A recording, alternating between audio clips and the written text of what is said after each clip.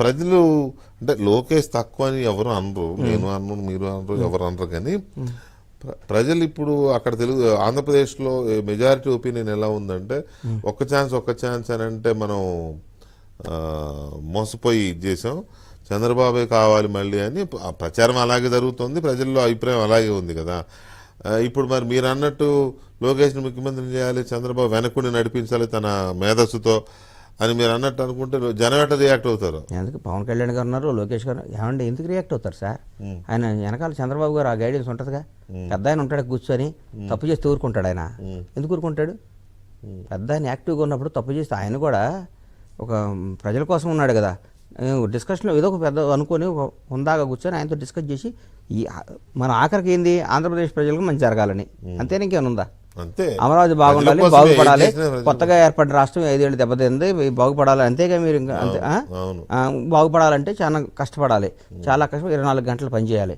24 గంటలు పనిచేయాలంటే ఈ గత 2 ఏళ్ల నుంచి రేవంత్ రెడ్డి గారు పనిచేశాడు చూడండి. పరిగెత్తాడు, వానలో తెడిచాడు, ఎండలో పరిగెత్తాడు, అసలు రోజుకి 20 గంటలు పనిచేశాడు. అట్లా పనిచేయాలి. పెద్ద ఆయన వయసు రీత్యా ఆయన బాడీని అంత కష్టపెట్టడం నాకు ఇష్టం లేదు, నా పర్సనల్ అభిప్రాయం. ఆయన్ని కూర్చోబెట్టి ఆరోగ్యంగా పెట్టి ఆయన బ్రెయిన్ కష్టపెట్టండి,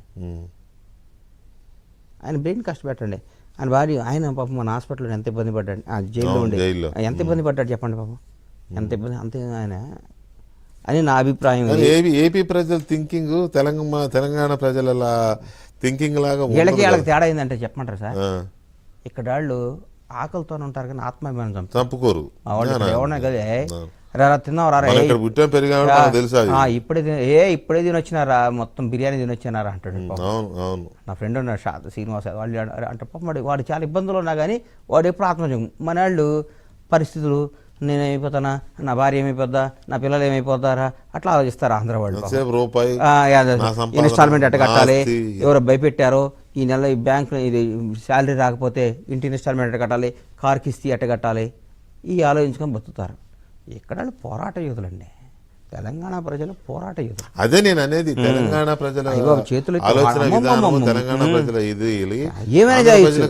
ఏదైనా చేయొచ్చు ఇక్కడ, ఏదైనా సాధించవచ్చు. దానికి ఉదాహరణ ఆంధ్ర ప్రజలకి ఒక్క నిమిషం. హలో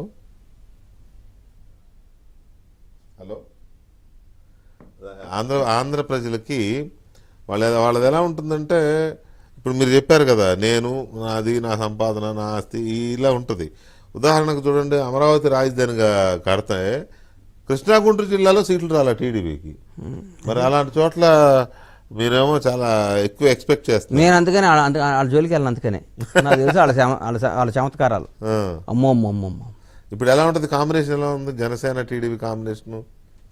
చాలా బ్రహ్మాండంగా ఉంటుంది, బాగా చేస్తే చాలా బ్రహ్మాండంగా ఉంది. కలిసారా ఈ మధ్యాహ్నం పవన్ కళ్యాణ్ గారు? కలవలేదండి, నేను కాంగ్రెస్ పార్టీలో బిజీ.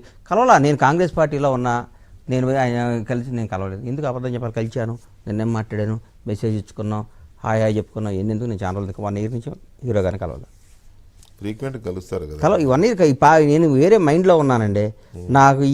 నాకు ఎట్టి పరిస్థితుల్లో కాంగ్రెస్ అధికారంలోకి రావాలి.